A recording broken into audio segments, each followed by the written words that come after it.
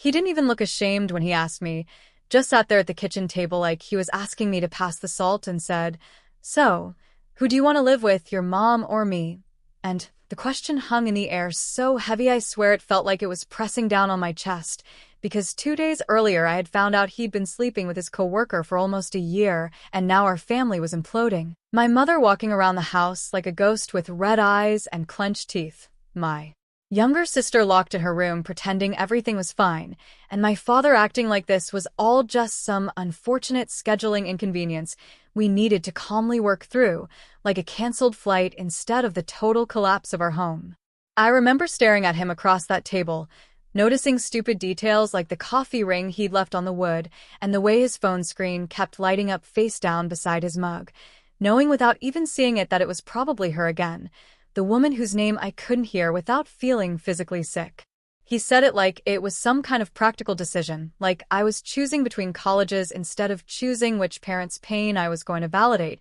and which one I was going to abandon. "You're old enough to decide," he added, like that made it better, like being 17 and barely holding myself together meant I was somehow qualified to make a decision that would scar everyone involved. My mom was in the living room pretending she couldn't hear, but I knew she could. I knew she was listening to every word, holding her breath, probably wondering whether the son she had stayed up all night with when I had fevers, the son she'd driven to every practice and every early morning tournament, the son she defended when teachers misunderstood me, was about to choose the man who had shattered her life. The worst part wasn't even the question itself. It was the way he framed it, like it was neutral, like he wasn't the one who had detonated the bomb in the first place, like he wasn't the reason any of this was happening. And in that moment something inside me shifted because I realized this wasn't just about an affair, this was about a pattern I had ignored for years, about how he always avoided responsibility, how he always turned serious emotional damage into something administrative that other people had to clean up. I didn't answer him right away because my brain felt like it was stalling, like all my thoughts were trying to rush through a door that was suddenly too narrow, and all I could think was that 2 weeks ago we were still eating dinner together every night, still laughing at stupid reality TV shows, still pretending we were a normal family, and now I was being asked to choose between them like a judge delivering a verdict. He leaned back in his chair, crossed his arms, and waited, like he had all the time in the world, like I wasn't actively coming apart in front of him. "I'm not trying to pressure you," he said, which would have been almost funny if it hadn't been so infuriating, because the pressure was everywhere, in the silence, in the way my mom's footsteps had stopped in the other room, in the way my sister's music had gone quiet upstairs. This wasn't just a question, it was a test, and he knew it. He wanted to see if I'd still choose him after everything, if he still had that control, that influence, that ability to charm and rationalize his way out of consequences. I'd seen him do it with friends, with coworkers, with relatives, smooth-talking his way through awkward moments, reframing his mistakes as misunderstandings, somehow always ending up the victim of someone else's overreaction. And here he was doing it again, except this time the stakes were my entire life. I remember thinking how surreal it was that the same man who had taught me how to ride a bike, who had coached my Little League team, who had sat in the front row at my school concerts, was now the source of this unbearable tension, this emotional whiplash that left me feeling like I didn't know which way was up anymore. I wanted to scream at him, to tell him he didn't get to ask me this, that he'd forfeited that right the moment he chose to lie to us day after day, to come home and kiss my mom after being with someone else, to look us in the eyes and pretend everything was fine. But instead I just sat there because that's what I'd always done in our family when things got uncomfortable. We sat with them, we swallowed them, we smoothed them over. That's how we'd survived for so long without acknowledging the cracks. He finally sighed like I was the one being difficult and said, "I just think it's better if we start being honest about what everyone wants." And I almost laughed because honesty was the one thing he had avoided with surgical precision for months, maybe years. The words sounded distorted coming from his mouth, like it didn't belong there. I could feel anger bubbling under my skin, hot and unfamiliar, because I'd spent so much of my life trying to be the calm one, the reasonable one, the kid who didn't cause problems, but in that moment it felt impossible to stay contained. "You're asking me to choose because of what you did," I finally said, my voice quieter than I expected, and he just shrugged, actually shrugged, and said, "These things happen, it's not that simple." That was when I realized how deep the disconnect was, how he genuinely seemed to believe that this was just an unfortunate situation that had arisen around him, not something he had actively created. I looked past him toward the hallway, toward the room where my mom was probably sitting on the edge of the couch, hands folded tightly in her lap, trying to stay composed, trying not to influence me, trying to be the bigger person even now, and the weight of that thought nearly crushed me. Because I knew that no matter what I said, someone was going to be devastated, and the person responsible for that devastation was sitting right in front of me acting like a neutral party. My phone buzzed in my pocket, and for a second I wondered if it was my sister texting me from upstairs, asking what was happening, asking if everything was going to be okay, but I couldn't bring myself to check. I didn't want any more input, any more voices, any more pressure. I wanted time. I wanted space. I wanted to rewind everything to before the truth came out, before the shouting matches, before the late-night whispered arguments behind closed doors, before the way my mom had collapsed into a chair when she finally confronted him, and he didn't even deny it. I thought about how quickly our life had fractured, how friends had started picking sides, how relatives had suddenly become distant or overly involved, how every conversation felt loaded with subtext. And now here I was, being asked to make a choice that would define not just where I slept at night, but how I saw myself, how I saw loyalty, how I saw family. The air in the kitchen felt thick, oppressive, and I remember thinking that this moment, this exact moment, was going to stay with me forever, that no matter how the rest of my life unfolded, I would always be able to trace certain scars back to this table, this question, this casual cruelty wrapped in the language of fairness. I looked at him again, really looked at him, and for the first time I didn't see just my dad. I saw a man who had made a series of selfish choices and was now asking his children to absorb the fallout, to help manage the consequences, so he didn't have to face them alone. And that realization hurt more than the affair itself,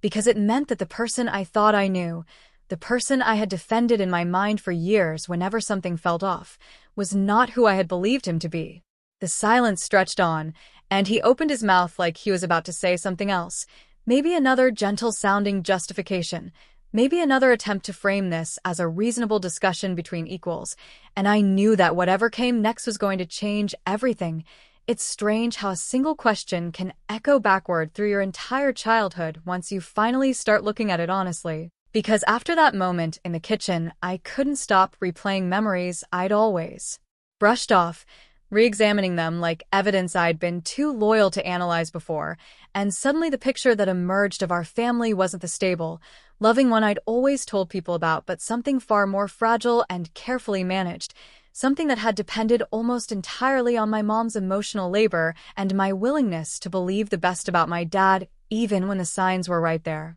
Growing up in a quiet suburb outside of Columbus, Ohio, we were the kind of family people envied from the outside: two parents with decent jobs, a clean house, kids who stayed out of trouble, holiday cards that looked like they belonged in a catalog, and I had internalized that image so deeply that I became invested in protecting it, in maintaining the illusion even when it cost me pieces of myself. My dad had always been charming, the kind of man who could walk into a room and immediately draw people in with jokes and easy confidence. The dad my friends liked because he'd let us stay up late and order pizza. The dad teachers complimented for being so involved. But that charm came with an unspoken expectation that the rest of us would orbit around his moods, his needs, his version of events. If he was in a good mood, the house felt light, like everything was possible, but if he was irritated or withdrawn, everyone adjusted around him without ever naming it, my mom especially, lowering her voice, smoothing things over,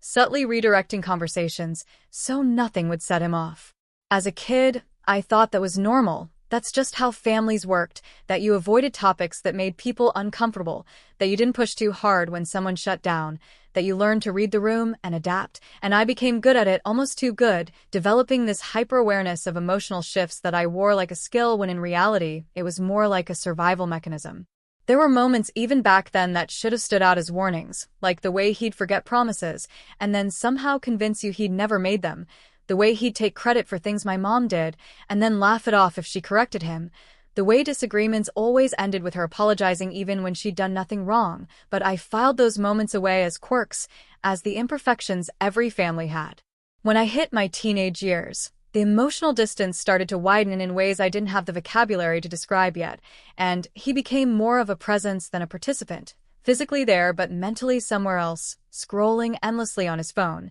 staying late at work more often, missing small but meaningful things like school events or family dinners, and then making it sound like the rest of us were overreacting if we expressed disappointment. "I'm doing this for you," he'd say about the extra hours, about the business trips, about the constant distraction, and because I wanted to believe him, because I wanted to be grateful, I swallowed any resentment that tried to form. My mom carried the emotional weight of the household quietly, efficiently, like it was just another chore she'd accepted, and I didn't appreciate how much she was holding together until it started to unravel. She was the one who knew everyone's schedules, who remembered birthdays, who made sure the bills were paid, who listened when I was anxious about school, who sat with my sister through her first heartbreak, who noticed the small changes in our moods and adjusted accordingly, while my dad drifted in and out,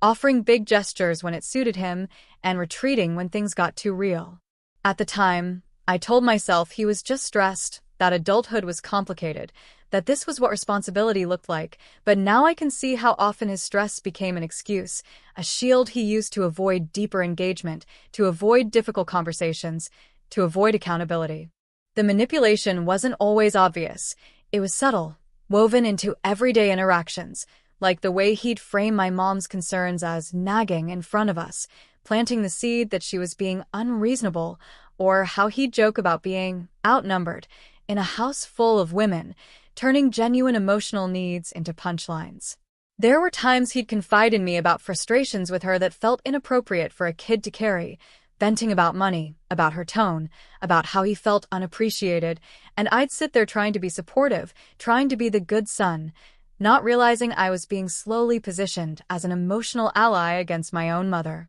It created this confusing internal conflict where I felt responsible for his feelings and simultaneously guilty for having any loyalty to hers. And because I loved them both, because I wanted peace more than anything, I learned to stay quiet, to mediate internally, to keep everyone as comfortable as possible even when it meant ignoring my own discomfort. Looking back, I can see how that dynamic laid the groundwork for what would eventually happen, how his sense of entitlement to emotional support without reciprocal effort, his tendency to avoid responsibility while still expecting understanding, created an environment where betrayal could grow unnoticed. Even when things started to feel off in the months leading up to the divorce, when he became more secretive with his phone, more defensive when questioned, more distant at home, I didn't want to see it because acknowledging that something was wrong would have meant acknowledging that the foundation I'd built my sense of security on was unstable. My mom, on the other hand, felt it long before I did. I can see that now in the way she'd watch him across the room with this quiet,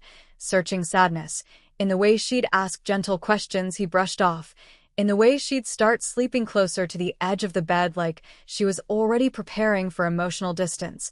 The patterns of neglect and imbalance that had been present for years intensified in those months, small cuts accumulating into something deeper, but because we'd all become so accustomed to tiptoeing around conflict, to preserving the image of normalcy, none of us confronted it directly until the truth forced its way into the open. Realizing all of this after the fact was like watching my childhood play back on a screen with new subtitles.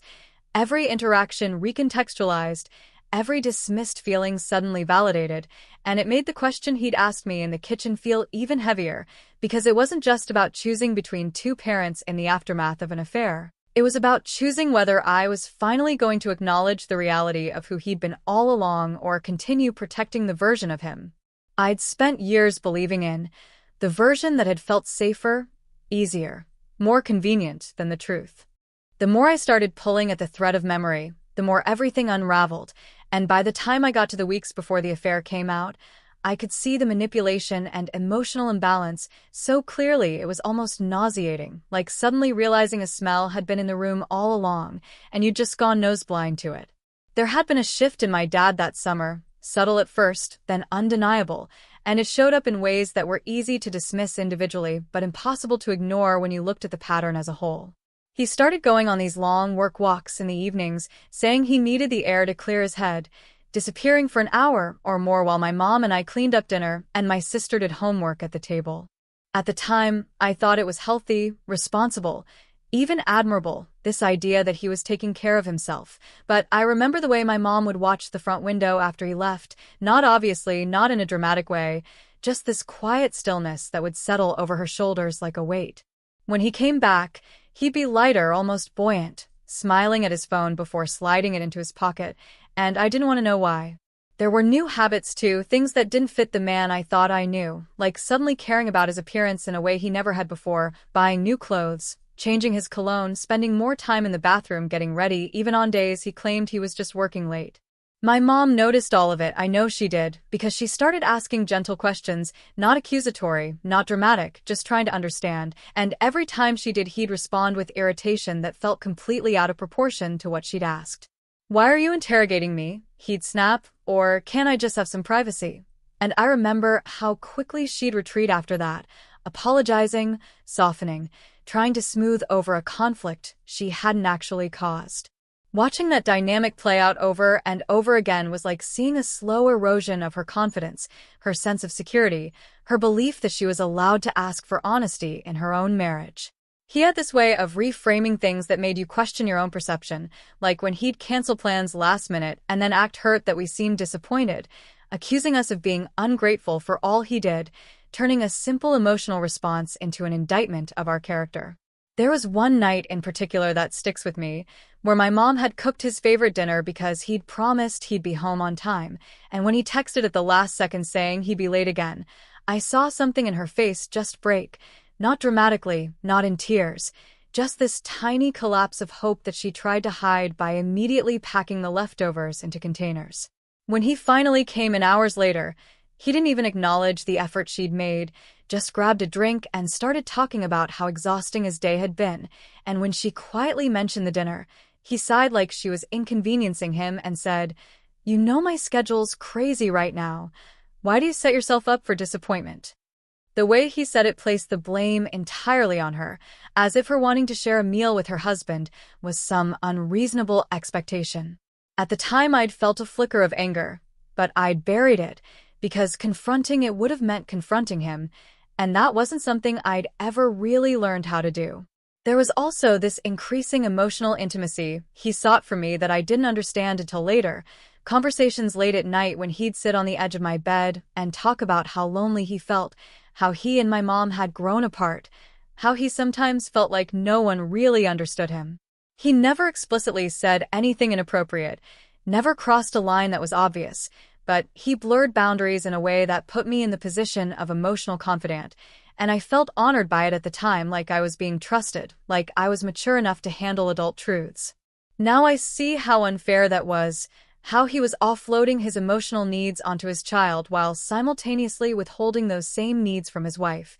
how he was quietly building a narrative where he was the misunderstood one, the neglected one, the victim of circumstance rather than the architect of his own choices. It created this subtle but powerful sense of divided loyalty inside me, because I'd hear his side of things without hearing hers, and I'd start to feel this unconscious responsibility to protect him, to justify him, to interpret his behavior in the best possible light. Even when my mom's sadness became more visible, when she started crying quietly in the laundry room or staring off into space at the kitchen table, I found myself minimizing it internally, telling myself she was just stressed, that things would pass, that families go through phases. That denial was comfortable, and comfort is seductive, especially when the alternative is acknowledging that something fundamental is wrong. The truth finally came out not through some dramatic confession but through a series of small, devastating discoveries. My mom noticing charges on a credit card that didn't make sense, finding texts that were impossible to misinterpret, patterns that added up to something she could no longer explain away. When she confronted him, I wasn't in the room, but I heard the aftermath, the muffled voices, the tension that seemed to seep into the walls themselves, the way my dad emerged from their bedroom looking defensive rather than remorseful, already constructing explanations, already framing the situation in a way that reduced his culpability. He told me later that it had just happened, that he hadn't meant for it to go that far, that things between him and my mom had been complicated for a long time, and the way he said it felt rehearsed, like he'd been practicing this narrative in his head long before he ever got caught. What hurt most in those early days wasn't even the betrayal itself. It was the way he continued to manage the situation emotionally, offering selective truths, omitting details, controlling the flow of information in a way that made it easier for him and harder for everyone else. He'd tell me he didn't want to badmouth my mom, but then he'd imply she'd pushed him away, that she hadn't been supportive enough, that relationships are two-way streets, planting those seeds of doubt even as she was falling apart under the weight of his choices. Watching my mom navigate that period with a kind of quiet dignity, refusing to speak badly about him to us, insisting that we not be put in the middle, while he was actively, if subtly, positioning us there, was one of the most painful contrasts I've ever witnessed. It became clear that the affair wasn't an isolated incident in an otherwise healthy dynamic. It was the culmination of years of emotional imbalance, avoidance, entitlement, and quiet manipulation, and understanding that didn't make the situation easier, but it did make it clearer. By the time he asked me that question in the kitchen, by the time he tried to frame this life-altering decision as a reasonable, practical discussion, the groundwork had already been laid for that kind of emotional pressure, because I'd been conditioned for years to consider his needs, his feelings, his perspective as something I was responsible for managing. Recognizing that pattern didn't immediately free me from it, but it did make the internal conflict louder, more urgent, because I could feel the pull between who I'd been trained to be, the accommodating son who kept the peace, and who I was starting to become, someone who could no longer ignore the injustice of being asked to carry the consequences of someone else's betrayal. By the time the divorce became real instead of theoretical, by the time lawyers were mentioned and paperwork started appearing on the counter like unwanted clutter, the atmosphere in our house shifted from tense to outright suffocating, and the conflict that had once lived in quiet looks and half-finished conversations began spilling into everything, every room, every interaction, until it felt like there was no safe place left to stand. My dad didn't move out right away, which I think in hindsight was less about practicality and more about control, about maintaining access, about not fully relinquishing the space he still believed he had the right to occupy, and that decision alone turned the house into an emotional minefield. There were days where he'd act overly friendly, cracking jokes, trying to initiate family dinners like nothing fundamental had changed, and then there were days where he'd withdraw completely, sulking in the bedroom, making his presence felt through absence, and both versions of him were equally exhausting, because neither felt honest. My mom, meanwhile, was trying to hold it together in the most practical ways she could, researching legal options late at night, quietly opening her own bank account, making lists of expenses, trying to figure out how to keep our lives stable when the foundation was crumbling beneath her. I started noticing how often she flinched when his voice rose, even just slightly, how she'd instinctively shrink herself when he walked into a room, and it made me angry in a way I didn't yet know how to process, because I'd never seen her as fragile before, never thought of her as someone who needed protecting, but suddenly, that's exactly what she seemed to need. The escalation came not in one dramatic explosion, but in a series of choices my dad made that felt increasingly selfish and increasingly disconnected from the reality the rest of us were living in, like the night he announced over dinner that he was seeing someone seriously and expected us to accept it as some kind of inevitable next step rather than the salt in an open wound that it was. He didn't use her name, didn't offer any real acknowledgement of how painful that might be for us, just said it with this tone that suggested we should be relieved he was being honest now, as if honesty after betrayal was some kind of gift. My sister excused herself and went upstairs without a word. My mom stared down at her plate like it might offer some kind of guidance, and I felt this wave of disbelief crash through me, because the audacity of it, the timing of it, the complete lack of sensitivity, felt almost surreal. It was like he was operating in a parallel emotional universe, where his needs and his narrative were the only ones that mattered. Things got worse when he started bringing her into conversations indirectly, mentioning a friend who agreed with him about certain things, who thought he deserved happiness, who understood how hard this all was for him, and every time he did it felt like a deliberate provocation, like he was testing boundaries, gauging how much we'd tolerate before pushing further. My mom never took the bait, never snapped, never demanded he stop, but I could see the toll it was taking on her. The way her shoulders stayed permanently tense, the way she started losing weight, the way sleep seemed to evade her no matter how exhausted she was. The public humiliation came in waves. small enough that each one could be dismissed individually but devastating in accumulation, like when mutual friends would awkwardly mention having run into my dad and his coworker somewhere, clearly uncomfortable, clearly unsure of how much we knew, or when extended family members would call my mom under the guise of checking in but really fishing for details, as if this was just gossip to be consumed rather than a trauma we were living through. My dad's response to all of it was to lean further into his own victimhood, complaining about how people were judging him, how unfairly he was being treated, how no one understood the complexity of adult relationships, and I remember thinking how absurd it was that he could talk about judgment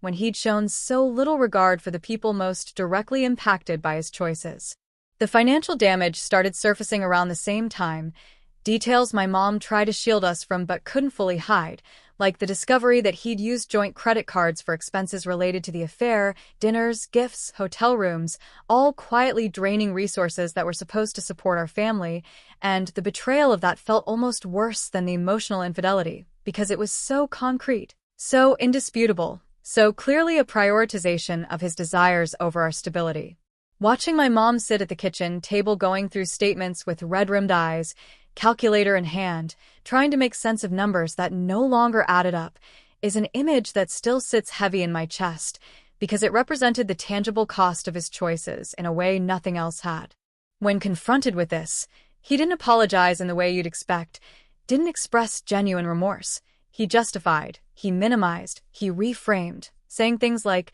"It wasn't that much," or "I was under a lot of stress," or "You're blowing this out of proportion." And each deflection felt like another layer of harm, another refusal to truly acknowledge the damage done. The tension reached a point where even the simplest interactions felt charged, like when he'd ask about my day and I'd respond with one-word answers, not out of spite but out of sheer emotional exhaustion, or when he'd try to reminisce about better times, as if nostalgia could somehow erase what was happening in the present. I started spending more time out of the house, lingering at school, picking up extra shifts at my part-time job, anything to avoid being in a space that no longer felt like home, and I know my sister was doing the same in her own way, retreating deeper into her room, into her music, into her phone, into any world that wasn't this one. The house that had once felt like a refuge began to feel like a battlefield where the weapons were silence, implication, and emotional manipulation rather than shouting, and in some ways that made it harder, because there was no clear moment to point to and say, this is when everything broke, just a gradual accumulation of hurt that made breathing feel heavier every day. Through all of this, the question my dad had asked me in the kitchen loomed like a shadow, because it became increasingly clear that it wasn't just a hypothetical. It was something he was actively preparing for, something he was shaping the environment around, positioning himself for, and that realization added another layer of pressure, another layer of resentment, because it felt like he was trying to manage the narrative of our family's collapse in a way that would preserve his own image, even if it meant sacrificing our emotional well-being in the process. The breaking point didn't arrive in one clean moment. It came in waves, each one a little stronger than the last, until eventually there was no pretending we could keep absorbing the impact without something inside us giving way, and by then the damage had spread beyond the walls of our house into every corner of our lives. The first truly irreversible escalation happened when my dad decided, without consulting anyone,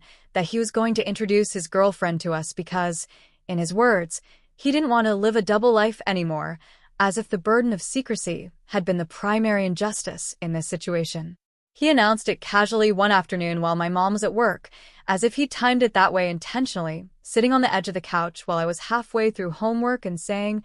"I think it's time you meet her," with the kind of tone someone might use to suggest trying a new restaurant. I felt this jolt of disbelief, like I'd misheard him, and when I didn't immediately respond, he continued, explaining that she was an important part of his life now, that she made him happy, that she wanted to get to know us, and the way he framed it felt almost like a sales pitch, like if he could just present her correctly we'd all eventually come around. I remember thinking how detached he sounded from the reality of what he was asking, how he seemed genuinely surprised when I told him I wasn't ready for that my sister definitely wasn't ready for that this wasn't some step we could just skip to because he decided it was convenient. Instead of backing off, instead of acknowledging the hurt underneath my response, he grew defensive, telling me I was being unfair, that I was clinging to anger, that everyone deserved a chance to move forward, and it hit me then how thoroughly he had centered his own emotional timeline above everyone else's, how he genuinely believed healing meant acceptance of his choices rather than accountability for them.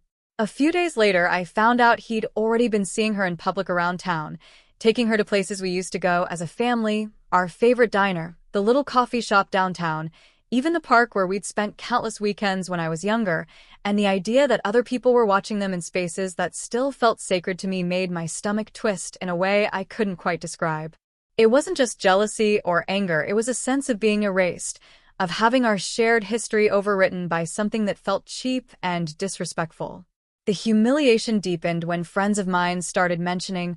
awkwardly, that they'd seen my dad with another woman, not realizing at first that I knew, not knowing what to say once they realized I did, and suddenly I was having to manage their discomfort on top of my own, reassuring them, changing the subject, pretending I wasn't crumbling internally every time his actions became public knowledge. Social media made it worse, too, because he wasn't careful the way he thought he was, liking her posts, appearing in the background of photos, leaving digital breadcrumbs that people could follow with minimal effort, and I could see the whispers starting, the subtle shifts in how people looked at us, the unspoken pity that settled over conversations like a fog. Meanwhile, my mom was dealing with a different kind of betrayal, one that cut even deeper because it involved practical consequences she couldn't emotionally rationalize away. The discovery that my dad had opened a new credit card without her knowledge, that he'd taken out a small personal loan under the guise of consolidating debt, but had actually used part of it to cover expenses related to the affair.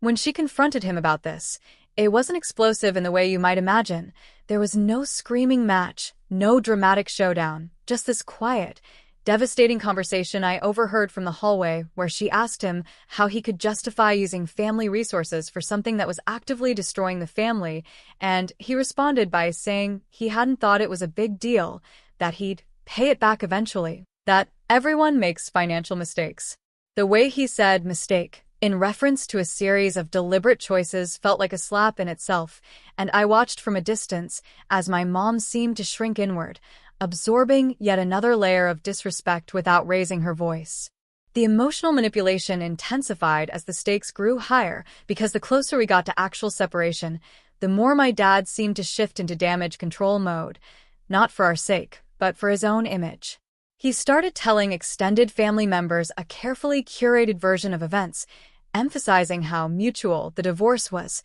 how both he and my mom had played a role in the breakdown of the marriage, how he was just trying to find happiness after years of feeling unfulfilled, and I'd hear echoes of those narratives when relatives called to check in, asking gently leading questions that revealed what they'd been told without outright saying it. There's a specific kind of betrayal that comes with realizing someone is actively rewriting the story of your family's pain in real time, shaping public perception in a way that minimizes their own responsibility, and living inside that felt like being gaslit on a community-wide scale. The most emotionally draining part, though, was the way he continued to treat me like an ally while doing all of this, confiding in me about how stressed he was, how lonely he felt, how hard it was to be judged, as if I wasn't one of the people most deeply hurt by his actions, as if my role was still to listen, to support, to understand. I'd sit there, phone pressed to my ear while he talked in circles about how complicated everything was, feeling this growing resentment build with every word, because the emotional labor he expected from me never seemed to go the other way. He never asked how I was handling any of this unless it was in the context of how my feelings might impact him. There was a night where he tried to justify the affair directly, saying, "Sometimes adults make choices they're not proud of, but that doesn't mean they're bad people." And something in me snapped, not loudly, not dramatically, just a quiet internal shift where I realized I could no longer be the person who absorbed his rationalizations without pushing back. I told him that what hurt wasn't just the affair, it was the way he'd handled everything afterward, the lack of accountability, the way he'd put us in impossible positions, the way he'd used me as an emotional buffer, and for the first time, he didn't have an immediate response ready. The silence on the other end of the line felt heavier than any argument we'd had, and when he finally spoke, he said he thought I was being influenced by my mom, that I was taking sides instead of staying neutral, and that accusation felt like the ultimate invalidation, because it suggested that my feelings, my perspective, my pain couldn't possibly be my own. that they had to be the product of someone else's manipulation. That was the moment I understood how little space there was in his worldview for the idea that he might be at fault in a way that couldn't be smoothed over with charm or logic or reframing. The environment at home deteriorated rapidly after that, because once the unspoken rules of politeness began to crumble, everything underneath them became impossible to ignore. Conversations turned colder, more distant, loaded with unaddressed resentment, and the question he'd asked me weeks earlier about who I wanted to live with began to feel less like a hypothetical and more like a looming ultimatum, something he was slowly building toward, something he was positioning me for emotionally, whether I was ready or not. Every interaction started to feel like part of a larger strategy one couldn't fully see yet, and the exhaustion of constantly trying to anticipate emotional fallout, to protect my sister, to support my mom, to manage my own anger, left me feeling hollowed out in a way I'd never experienced before. It felt like we were living in the aftermath of an earthquake that hadn't finished shaking, every day bringing new aftershocks, new cracks, new realizations that this wasn't just a temporary crisis. This was a fundamental restructuring of our family, and the person who had caused it all still seemed to believe he was entitled to a clean, uncomplicated path forward. The confrontation that finally shattered whatever fragile illusion of control I still had left didn't happen the way I'd imagined it. In my head during countless sleepless nights, there was no cinematic buildup, no perfectly timed speech, just a raw, messy collision of truth and emotion that erupted because the pressure had built so high there was nowhere else for it to go. It happened on a Sunday afternoon when my dad asked me to meet him for coffee, just the two of us, and the moment he said it I knew exactly what it was about because the tone in his voice had that careful, calculated calm he used when he wanted something from me. The cafe he chose was one he and I used to go to when I was younger, one of those places that smelled like roasted beans and cinnamon and comfort, and the choice felt deliberate, like he was trying to wrap this conversation in nostalgia before it even began. He was already sitting there when I arrived, hands folded neatly on the table, looking composed in a way that felt almost offensive given the emotional chaos he'd left in his wake, and after a few minutes of small talk that felt painfully artificial, he finally leaned forward and said, "I need to know where you stand," as if I hadn't been living inside the consequences of his choices every single day. He started talking about housing arrangements, about how it would be easier if I lived with him because his new apartment was closer to my school, about how he could give me more freedom, more space, more opportunities, and as he spoke, I realized with a kind of sick clarity that this wasn't just about my well-being, it was about optics, about how it would look if his own son chose to live with him after the divorce. It was about validation. He needed me to be proof that he wasn't the villain everyone was quietly starting to see him as. The realization hit me like a wave, and for a moment I couldn't even hear the rest of what he was saying, because all I could see was the pattern repeating itself, him managing perception, him shaping narratives, him placing the burden of emotional labor on me instead of confronting his own actions. When I finally tuned back in, he was saying something about how my mom could be a lot sometimes, how living with her might be emotionally intense, and something inside me snapped so cleanly, it felt almost calm. I interrupted him, which I'd almost never done before, and said, "You don't get to talk about her like that," and the surprise on his face was immediate, like he'd never considered the possibility that I might draw a line he couldn't cross. The words that followed didn't come out as a polished speech. They came out in a rush, messy and emotional and honest in a way I'd never allowed myself to be with him before, telling him how much it hurt to be asked to choose, how unfair it was to put me in that position, how damaging it had been to be treated like his confidant while he dismantled our family, how I'd watched my mom shrink under the weight of his choices while he focused on preserving his own comfort. I told him about the credit cards, about the humiliation, about the way friends whispered, about the way my sister barely spoke anymore, about the nights I'd lie awake feeling like I was carrying everyone's pain because he refused to carry his own. For the first time in my life, I didn't soften my words to protect him, didn't cushion the truth to make it easier to hear, and the more I spoke, the more I realized how long I'd been holding all of this in. His response wasn't what I'd hoped for, though in hindsight I'm not sure what I'd even been hoping for, because instead of sitting with what I was saying, instead of acknowledging the depth of the harm, he shifted almost immediately into defense mode, telling me I was being unfair, that I was exaggerating, that I didn't understand the complexity of adult relationships, that I'd been turned against him. And hearing him say that out loud, hearing him reduce my pain to manipulation, felt like the final confirmation of everything I'd been slowly coming to understand. The conversation escalated from there, voices rising just enough that people at nearby tables started glancing over, and I remember feeling this strange mix of shame and relief. Shame that our private pain was becoming public, relief that I no longer had to pretend everything was fine. He accused me of abandoning him, of choosing sides, of failing to appreciate everything he'd done for me, and in that moment the truth crystallized so sharply it almost hurt. He genuinely believed that my loyalty to him should be unconditional, regardless of his actions, regardless of the damage he'd caused, regardless of the impact on the rest of our family. The final betrayal came not from something he did, but from something he said when he looked at me with this wounded expression and said, "After everything I've done for you, this is how you repay me," because it reframed the entire relationship as a transaction, as if his role as a parent had been a favor I owed him for rather than a responsibility he'd chosen. I stood up then, hands shaking, heart racing, and told him quietly but firmly that I wasn't going to be used as his emotional shield anymore, that I wasn't going to validate his choices by pretending they hadn't hurt us, that I loved him, but I couldn't pretend this was okay. The look on his face wasn't anger, not exactly. It was something closer to disbelief, like he genuinely couldn't comprehend a world where he wasn't in control of the narrative, where he wasn't able to charm his way back into being seen as the good guy. Walking out of that cafe felt like stepping out of a fog I'd been lost in for years, the air outside sharp and cold in a way that made everything feel painfully real, and I knew, even then, that this conversation had changed something fundamental, that there was no going back to the version of our relationship that had existed before, because too much truth had been spoken,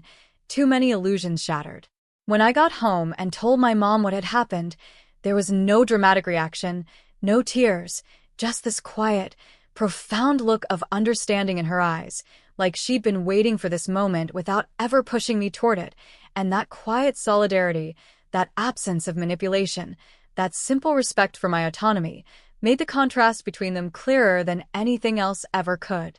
The aftermath of that conversation didn't feel triumphant or cathartic the way movies make confrontations seem. It felt raw and disorienting and strangely quiet, like the world had shifted on its axis, and I was still learning how to stand in the new gravity. But that quiet also carried something I hadn't felt in a long time, which was a sense of internal clarity I could actually trust. The first real consequence came almost immediately, because once I stopped cushioning my words and filtering my emotions around my dad, the dynamic between us changed in ways neither of us could ignore, and he reacted to that change with the same pattern he'd always used when he felt his control slipping: distance, guilt, and subtle punishment disguised as wounded pride. He stopped calling as often, stopped texting to check in, stopped making the casual bids for connection that had once been so routine, and at first that absence stung in a way I wasn't prepared for, because even when you know someone has hurt you deeply, there's still this instinctive part of you that longs for their approval, their affection, their reassurance. But over time, as the days of silence stretched into weeks of low-contact communication that felt more obligatory than genuine, I started to recognize the difference between missing a parent and missing the version of them you wish they could be, and that distinction mattered more than I ever expected it to. At home, the shift was just as significant, because for the first time my mom stopped trying to shield me from the practical realities of the divorce, not out of bitterness, but out of respect for the fact that I'd chosen to engage honestly with what was happening rather than staying in the fog of denial. She started including me in conversations about logistics, about budgeting, about potential living arrangements, not to burden me with adult responsibilities, but to keep me informed, to make sure I understood the reasoning behind decisions that would affect all of us, and the transparency felt like a kind of trust one hadn't fully realized I'd been missing. The legal process moved forward slowly, as these things always seem to, but with each step there was a growing sense that we were reclaiming pieces of control that had been quietly stripped away over time. My mom's lawyer helped her uncover the full extent of the financial choices my dad had made without her knowledge: the credit cards, the loan, the misallocated funds, and while the numbers themselves were painful to see laid out so starkly, there was also a strange relief in having the truth documented, validated, recognized by someone outside our emotional bubble. It meant she could pursue a fairer settlement. It meant the consequences of his actions wouldn't be entirely absorbed by the people he'd hurt most, and that mattered in a way that felt both practical and deeply symbolic. The boundary setting extended beyond finances and legalities into the everyday interactions of our lives, because I made a conscious decision that I wasn't going to continue playing the role of mediator, emotional buffer, or neutral party in a conflict that was never truly neutral. When relatives called fishing for information, I stopped deflecting and started being honest in simple, calm terms, not out of spite but out of a refusal to participate in a sanitized version of events that protected the person who'd caused the most harm. When friends expressed awkward sympathy, I stopped minimizing my experience to make them more comfortable and started acknowledging that yes, this was hard, yes, this was painful, and no, I didn't have to pretend otherwise for the sake of social ease. That shift didn't make everything easier overnight, but it did make things feel more authentic, less suffocating, like I was finally allowed to exist in the truth of my own experience without constantly editing it for other people's comfort. My relationship with my sister changed too in those months, because as the emotional fog lifted, we started talking more openly about what we'd each been carrying, the things we'd been afraid to say out loud, the resentment, the sadness, the confusion, and those conversations, while difficult, created a kind of solidarity between us that felt healing in itself. We were no longer just two kids silently enduring the same trauma in parallel. We were actively supporting each other through it, validating each other's feelings, acknowledging that what we'd been through wasn't normal and wasn't okay, and that mutual understanding became one of the most stabilizing forces in my life during that time. The decision about where I would live, the question that had started all of this, eventually resolved itself not through dramatic declarations but through consistent, quiet choices, because the more I examined the environment I needed to heal, the more obvious it became that stability, emotional safety, and respect were not things I could reliably expect from my dad in the immediate aftermath of everything that had happened. I told him, calmly and without apology, that I would be living with my mom, not as a punishment, not as a statement of allegiance, but because it was what felt healthiest for me, and his reaction, a mix of disappointment, restrained anger, and self-pity, confirmed rather than challenged that decision. There was no explosion, no dramatic disowning, just a heavy, uncomfortable silence followed by a brief comment about how he hoped I wouldn't regret this choice someday, a line that was clearly meant to plant doubt, to reopen the emotional loop he'd relied on for so long. But for the first time, it didn't land the way he intended, because I could hear it for what it was, not a concern for my future, but a last-ditch attempt to reassert influence, and recognizing that allowed me to let it pass without internalizing it. Over time, the consequences of all these boundaries began to take shape in tangible ways, my mom's stress levels slowly easing, the house starting to feel lighter again, laughter returning in small, tentative bursts that gradually grew more frequent, routines rebuilding themselves around a new, different kind of normal. It wasn't perfect, it wasn't magically fixed, but it was honest, and that honesty created a foundation that felt infinitely more stable than the carefully curated illusion we'd lived under for so long. The process of reclaiming control over our lives was gradual and often messy, but with each small decision, each clear boundary, each refusal to absorb responsibility that wasn't ours to carry, there was a growing sense that we were no longer just surviving the fallout of someone else's choices. We were actively shaping the direction of our own healing. Time has a way of softening the sharpest edges of pain without erasing the truth of what caused it, and looking back now, with enough distance to breathe again, I can see that the end of our family as it once existed was also the beginning of something quieter, sturdier, and more honest than anything we'd had before. The months after the living arrangements were settled felt strange in the way new routines always do, like walking through a familiar neighborhood after half the buildings have been replaced, recognizable but fundamentally altered. And yet within that unfamiliarity, there was an unexpected peace that started to take root. Our house, the one my mom kept, slowly transformed from a place that had once held so much tension into a space that felt lighter, not because the pain had disappeared, but because it was no longer being actively compounded by denial,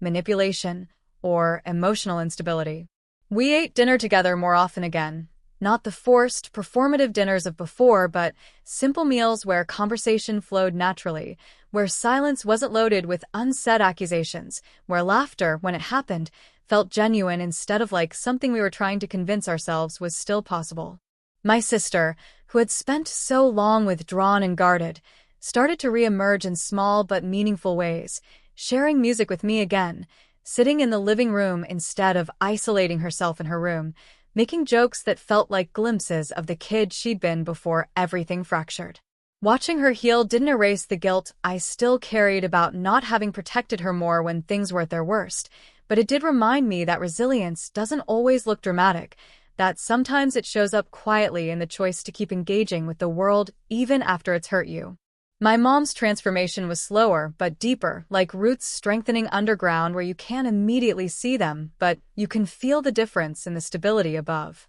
She started setting boundaries not just with my dad but with everyone, including family members who had overstepped, friends who had offered more judgment than support, even with us when needed, and it was powerful to witness her reclaim a sense of self that had been slowly eroded over years of emotional imbalance. She began doing small things just for herself again, taking evening walks because she wanted to, signing up for a weekend art class she'd always talked about but never prioritized, playing music in the kitchen while she cooked, and those moments, seemingly insignificant from the outside, felt like quiet declarations of autonomy, of identity, of life continuing on her own terms. My relationship with my dad settled into something that was neither fully severed nor fully repaired, but honest in a way it had never been before because I stopped trying to force it into a shape it couldn't hold. We spoke occasionally, carefully, conversations that stayed mostly on the surface, updates about school, work, general life events, and while there were moments of awkwardness, moments of regret that hovered unspoken between us, there was also a kind of acceptance that grew in the space where my expectations used to be. I stopped waiting for a perfect apology that would suddenly make everything feel okay, stopped hoping for a dramatic acknowledgement of wrongdoing that might never come, and instead focused on what I could control, which was how much access I gave him to my inner world, how much emotional labor I was willing to provide, how much of myself I was willing to compromise for the sake of maintaining a connection. That shift didn't make me feel colder, as I'd feared it might. It made me feel steadier, like I'd finally placed my emotional energy where it actually had the capacity to grow instead of constantly pouring it into a space that couldn't hold it. The question he'd asked me in the kitchen all those months ago, the one that had felt like a trap, like an impossible moral test, eventually lost its power over me, not because the decision had been easy, but because I stopped framing it as a choice between two parents and started understanding it as a choice for my own well-being. Living with my mom wasn't about punishing my dad or proving loyalty. It was about choosing emotional safety, stability, and honesty, and once I allowed myself to see it that way, the lingering guilt I'd carried began to dissolve. Life didn't suddenly become perfect. Of course, there were still moments of sadness, still days when memories would surface unexpectedly, still holidays that felt a little heavier than they used to, but those emotions no longer felt like they were consuming us. They felt like part of a broader, more manageable landscape of healing. Over time, I started building a life that felt distinctly my own, focusing on school, on friendships that felt authentic, on goals that had nothing to do with holding my family together, and that independence was both liberating and bittersweet because it underscored how much of my identity had once been tied to managing other people's emotions. The older I got, the more I understood that families are rarely as simple as we want them to be, that love can coexist with disappointment, that boundaries can coexist with care, that you can acknowledge someone's humanity without excusing the harm they've caused, and that emotional maturity often looks less like dramatic confrontations and more like consistent, quiet choices to protect your own peace. The story of my parents' divorce, of my dad's affair, of being asked to choose who I wanted to live with, is not one I share lightly, but it's one that shaped me in ways I can no longer ignore, teaching me the importance of accountability, of self-respect, of recognizing manipulation, even when it comes from people you love deeply. There are still moments when I grieve the family we used to be, or at least the family I thought we were, but those moments are no longer filled with the same raw ache they once carried. They're tinged with a kind of acceptance that feels earned rather than forced. I can look back now and see not just the pain but the growth, not just the loss but the resilience that emerged in its wake. And while I would never wish those experiences on anyone, I can acknowledge that they taught me how to navigate complex emotional terrain with a clarity and self-awareness I might never have developed otherwise. In the end, there was no dramatic justice, no cinematic redemption arc, just a gradual rebuilding of trust within myself, within my remaining family, within the life I was slowly constructing, and that kind of resolution, quiet and grounded and deeply personal, turned out to be far more meaningful than any dramatic ending could have been, because it meant I wasn't defined by the betrayal that had fractured my family, but by the choices I made in response to it, the boundaries I set, the honesty I embraced, and the steady, deliberate way I chose to move forward rather than remain trapped in the moment everything fell apart.